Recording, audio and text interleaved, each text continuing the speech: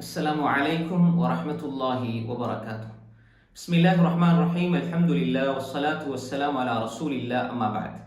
அன்புக்குரிய இஸ்லாமிய சகோதரர்களே, சகோதரிகளே, வெள்ளிக்கிழமையுடைய நாளில், வெள்ளிக்கிழமையுடைய தினத்திலே ஒரு நேரம் இருக்கிறது. அந்த நேரத்திலே நாம் எந்த துஆவை கேட்டாலும் அல்லாஹ் நிச்சயமாக ஏற்றுக்கொள்வான் என்று ஹதீஸ்கள் வந்திருக்கின்றன.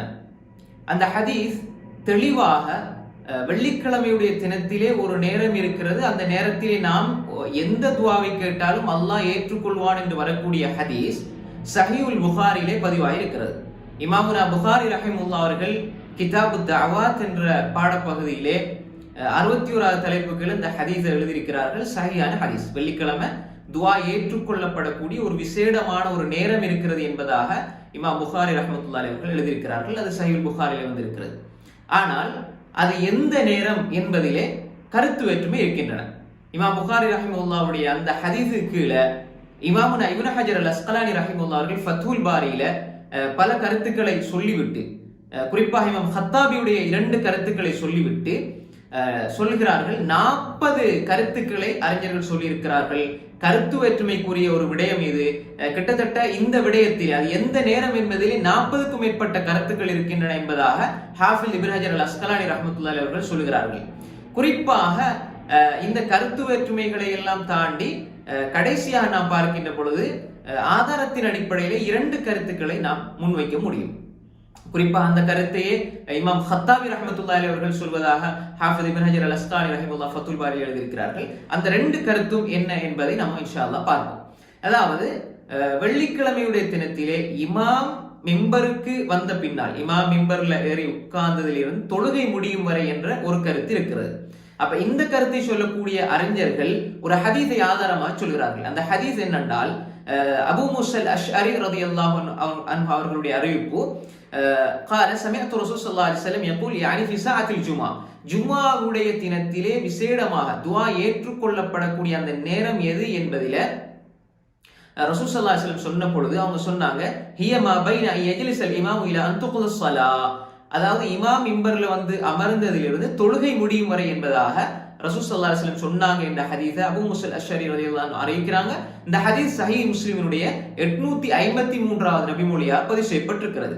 இந்த கருத்தை சில அறிஞர்கள் சொல்லுகின்றார்கள். ஆனால் இந்த கருத்து இது ஹதீஸ், இந்த ஹதீஸ் சஹீஹ் முஸ்லிமில் அபூ மூஸல் அஷ்அரி ரலியல்லாஹு அன்ஹு அவர்களை தொட்டு வந்தாலும் இது ரசூலுல்லாஹி ஸல்லல்லாஹு அலைஹி வஸல்லம் சொன்னதா அல்லது அபூ புர்தா இப்னு அபீ மூஸல் அஷ்அரி, அபூ மூஸல் அஷ்அரியுடைய மகன் அபூ புர்தா சொன்னதா என்பதில் கருத்து வேற்றுமை இருக்கிறது. அதாவது அபூ புர்தா இப்னு அபீ மூஸல் அஷ்அரி சொன்னதா அல்லது ரசூலுல்லாஹ் சொன்னதா என்ற ஒரு கருத்து வேற்றுமை இருக்கிறது.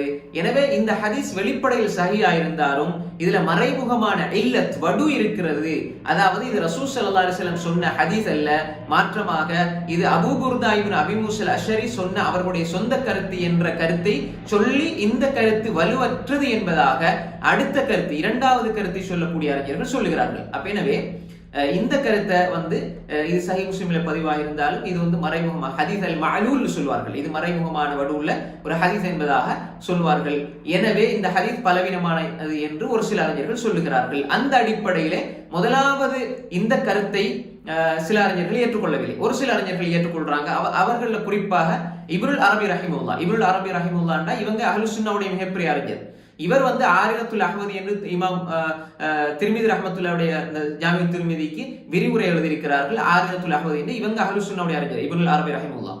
அதே மாதிரி இமாம் பைஹகி ஷாஃபி மதஹ்பினுடைய அறிஞர், அதே மாதிரி இமாம் குர்துபி, அதே மாதிரி இமாம் நவவி ஷாஃபி மதஹ்பினுடைய மிகப்பெரிய அறிஞர் இமாம் நவவி, அதே மாதிரி இப்னு ரஜப் அல் ஹம்பலி ரஹிமஹுல்லாஹ். இவர்கள் வந்து ஃபத்ஹுல் பாரி என்று புகாரிக்கு ஒரு விரிவுரை எழுதியிருக்கிறாங்க. ஆனால் எல்லோருக்கும் பிரபல்யமானது வந்து ஃபத்ஹுல் பாரி இப்னு ஹஜர் அல் அஸ்கலானி ரஹ்மத்துல்லாஹி அலைஹி அந்த ஃபத்ஹுல் பாரி. ஆனால் இப்னு ரஜப் ரஹிமஹுல்லாஹ் அவர்களும் ஃபத்ஹுல் பாரி என்று புகாரிக்கு ஒரு விரிவுரை எழுதியிருக்கிறாங்க, அவங்களும் சொல்றாங்க. அதே மாதிரி இப்னு ஆபீத் ரஹிமஹுல்லாஹ் அவர்கள் இந்த கருத்தை சொன்னாங்க. இன்னும் சில அறிஞர்கள் இந்த கருத்தை சொல்றாங்க. அதாவது இமாம் மிம்பர்ல வந்து அமர்ந்ததிலிருந்து தொழுகை முடியும் வரை என்ற கருத்தை சில அறிஞர்கள் சொல்றாங்க. அதே மாதிரி 2வது கருத்தை சொல்லக்கூடிய அறிஞர்கள், 2வது கருத்தை சொல்லக்கூடியவங்க வந்து என்ன சொல்றாங்கன்னா, அஸ்ர் தொழுகையிலிருந்து மக்ரிப் வரை, குறிப்பாக அஸ்ர் தொழுகையிலிருந்து மக்ரிப் வரை என்று வந்தாலும் மகரிபுக்கு முன்னால உள்ள நேரம், மகரிபுக்கு முன்னால சூரியன் மறைவதற்கு அண்மித்த நேரம் என்பதாக ஒரு சில அறிஞர்கள் சொல்றாங்க. அவங்க ஒரு ஹதீஸ் ஆதாரமாக கொண்டு வராங்க.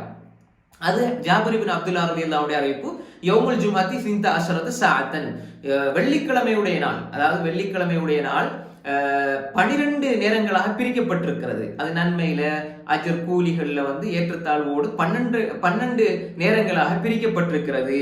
அதிலே ஒரு நேரம் இருக்கிறது, லா யஜ்ஃபி அப்து முஸ்லிம் யஸல்லல்லாஹு ஷைஅன் இல்லா ஆதாஹு இய்யாஹு, அதுல ஒரு நேரம் இருக்கிறது. அந்த நேரத்தில் யார் ஒரு மனிதர் எந்த தேவையை கேட்டாலும் அல்லாஹ் தஆலா நிச்சயமாக அவருக்கு கொடுப்பான். எந்த ஒன்றை அவர் கேட்டாலும் நிச்சயமாக அல்லாஹ் கொடுப்பான். ஃபல்தமிசு ஆகிர சாஅத்தின் பஅதல் அஸ்ர், அந்த நேரத்தை, துஆ ஏற்றுக்கொள்ளப்படக்கூடிய அந்த நேரத்தை நீங்கள் அசர் தொழுகைக்கு பின்னால் தேடிக்கொள்ளுங்கள். அப்ப ஜுமாவுடைய அந்த நாள், அதாவது காலையிலிருந்து சூரியன் காலையிலிருந்து ஃபஜ்ர்ல இருந்து காலையிலிருந்து மகரிப் வரை, சூரியன் மறையும் வரை அந்த நேரம் 12 ஜுஸுகளாக பிரிக்கப்பட்டிருக்கிறது. அதுல ஒரு நேரத்துல துஆக்கள் ஏற்றுக்கொள்ளப்படும்.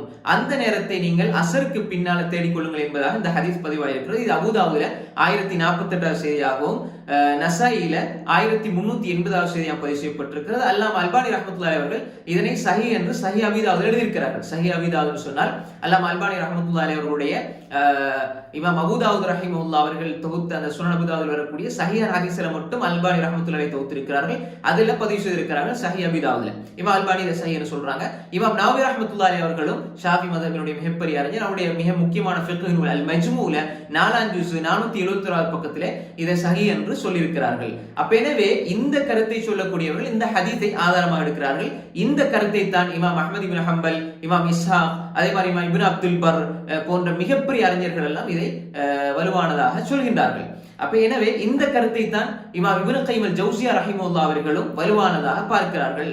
அப்ப எனவே இந்த ரெண்டையும் வச்சு பார்க்கும் பொழுது, இந்த ரெண்டு ஹதீஸ், மேல உள்ள நாம் சொன்ன ஹதீஸையும் இப்போ உள்ள சொன்ன ஹதீஸையும் வச்சு பார்க்கும் பொழுது நாம் ஒரு அடிப்படையான ஒரு விஷயத்தை புரிந்து கொள்ள வேண்டும். இது அல்பானி ரஹ்மத்துல்லாஹி இந்த ஹதீஸ், ரெண்டாவது நம்ம சொன்ன ஹதீஸ அபூதாவுல நஸைல வரக்கூடிய ஹதீஸ் சஹீஹ்னு சொன்னாலும் இதுலயும் சின்ன பலவீனம் இருக்கிறது. அப்ப எனவே மொத்தமாக பார்க்கின்ற பொழுது ஜும்ஆவுடைய தினத்திலே துஆ ஏற்றுக்கொள்ளப்படக்கூடிய விசேட நேரம் குறித்து வந்திருக்கக்கூடிய அனைத்து செய்திகளிலும் பலவீனம் இருக்கிறது. எந்த ஒன்றும் தெளிவாக சஹீஹாக வரவில்லை. அதனால்தான் கருத்து வேற்றுமை வந்திருக்கிறது. அப்ப எனவே ஜும்ஆவுக்கு இமாம் வந்ததிலிருந்து தொழுகை முடியும் வரையா, அல்லது அசருக்கு பிறகு மகரிபுக்கு முற்பட்ட நேரத்தில், இப்ப இந்த ஹதீஸை பொறுத்தவரை பல துருக்கள்ல வருது. இலா கைபு, அதாவது கைபுபத்தி ஷம்ஸ், சூரியன் மறைவதற்கு அண்மித்த நேரத்தில் துஆ கேளுங்க வருது, பல துருக்கள்ல வந்திருக்கிறது. எனவே ஒப்பிட்டு பார்க்கும் பொழுது இந்த ஹதீஸ் ஓரளவு நமக்கு கொஞ்சம் நெருக்கமாக இருக்கிறது. அதாவது அசருக்கு பின்னாடி மகரிபு கொஞ்சம் முன்னால் நம்ம கேட்கிற துஆ கொஞ்சம் ஏற்றுக்கொள்ளப்படக்கூடியது என்ற அடிப்படையில் இந்த ஹதீஸை வைத்து சில நவீன கால ஹதீஸ் துறை அறிஞர்களும் ஏனைய அறிஞர்களும் இந்த கருத்தை தான் வலுவானதாக சொல்கிறார்கள். ஏன்னா இது கொஞ்சம் பலவீனம் இருந்தாலும் ஒரு ஒப்பீட்டு அளவுல ஆதாரபூர்வமானது, ஒப்பீட்டு அளவுல மிக ஆதாரத்தன்மையுடையது இந்த ஹதீஸ். ஜாபிர் இப்னு அப்துல்லா ரலியல்லாஹு அறிவிப்பு, அதாவது அசருக்கு பின்னால, அதுவும் அசருக்கு பின்னால மக்ரிபு கொஞ்சம் முன்னால, அசருடைய கடைசி நேரம்னா மக்ரிபு கொஞ்சம் முன்னாடி கேட்கிறது துஆ ஏற்றுக்கொள்ளப்படும். அது மாதிரி இப்னு கைம் ரஹிமஹுல்லாஹ் ஜாதுல் மஆத்ல இந்த சயீத் இப்னு ஜுபைர் ரஹிமஹுல்லாஹ் அவங்க அசர் தொழுத பின்னால அப்படி அவங்க துஆ கேட்பாங்க உட்கார்ந்து, யாருமே பேச மாட்டாங்கன்னு சொல்லி அவங்களுடைய கருத்தை பதிவு செய்திருக்கிறார்கள். அது மாதிரி ஸலஃபுஸ் ஸாலிஹீன்கள், தாபீன்கள், தபா தாபீன்கள், இமாம்கள் நிறைய பேர் ஜும்ஆவுடைய தினத்தில் அசருக்கு துஆ கேட்டதாக பல செய்திகள் வந்திருக்கிறது.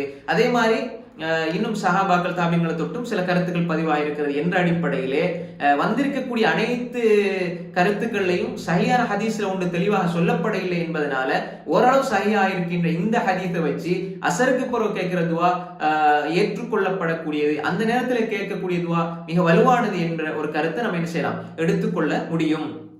அதே நேரம் வெள்ளிக்கிழமையுடைய தினத்தில் இப்ப நம்ம ஜும்மாவுடைய நேரத்துல அந்த சஹீஹ் முஸ்லிம் வர ஹதீஸை வச்சு பார்க்கும்பொழுது கூட ஜும்மாவுடைய நேரத்துல எப்ப ஜும்மா நடக்குது, தொழுவிக்கிறாங்களா இல்லையான்னு சொல்லி லவுட் ஸ்பீக்கர் போட்டு இருந்தா தான் என்ன பெண்களுக்கு விளங்கும். அப்ப எனவே பெண்களுக்கு இப்ப அது பள்ளியில சத்தமே இல்லைன்னு சொன்னா அவங்களுக்கு எப்ப ஜும்மா ஆரம்பிச்சு, எப்ப இமாம் வந்தாரு, எப்ப தொழ முடியும் தெரியாது. அப்ப எனவே பெண்களுக்கு அந்த சந்தர்ப்பம் கிடைக்காது. சஹீஹ் முஸ்லிம் அறிவிப்பு வச்சு பார்க்கும் பொழுது அதுல சின்ன பலவீனம் இருக்கு நம்ம சொல்லிட்டோம்.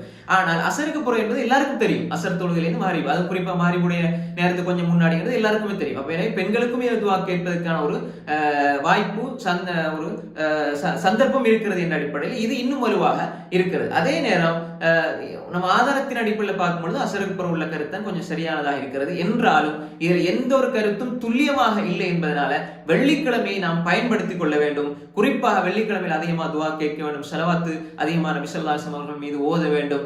அதே மாதிரி இந்த நேரத்தை வீணாக்கி விடாம அதிகமாக நம்ம துவாவுல கால நேரத்தை வெள்ளிக்கிழமை கழிக்க வேண்டும். குறிப்பாக அசருக்கு பிறகு மகரிபு கொஞ்சம் முன்னாடி உள்ள நேரத்தை ரொம்ப நம்ம பயன்படுத்திக் கொள்ள வேண்டும். நிச்சயமாக நாங்க கேட்கிற துவா அல்லாஹ் கபூல் செய்து கொள்வான். இந்த வெள்ளிக்கிழமையுடைய சிறப்பான நாளை நம்ம அதிகமாக துவாக்களிலும் இபாதத்துகளிலும் நாங்க கழிக்க வேண்டும். பொடுபோக்கு செய்து விடாமல் அதிகமாக ஸலவாத்து சொல்லி துவாக்கள் கேட்கும் பொழுது நிச்சயமாக அல்லாஹு தஆலா துவாவை ஏற்றுக்கொள்ள போதுமானவன். எனவே நாம் அந்த நாளை பிரயோசனப்படுத்தி அந்த நாளிலே எப்படியாவது துவாக்கள் ஏற்றுக்கொள்ளப்படக்கூடிய அந்த சந்தர்ப்பத்தை அடைந்து கொள்ள வேண்டும் என்ற எண்ணத்திலே நாம் அதிகமாக துவா செய்யக்கூடிய நன்மக்களாக மாறுவோமாக.